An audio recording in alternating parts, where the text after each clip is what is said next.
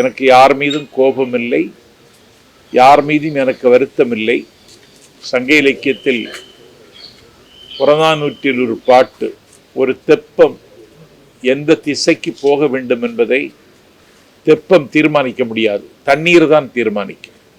நீர் வழிப்படும் புனை போல் ஆரியூர் முறை வழிப்படும் என்பது சங்க இலக்கிய பாட்டு, கணியன் பூங்குன்றன் எழுதிய பாட்டு.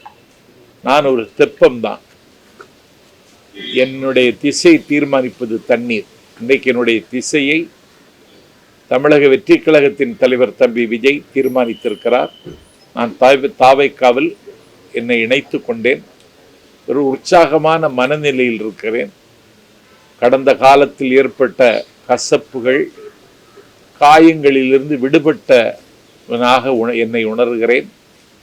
இன்று தம்பி விஜயை சந்தித்த பொன் வேளையிலிருந்து புதிதாய் பிறந்ததை போல எண்ணி நான் பூரிக்கிறேன்.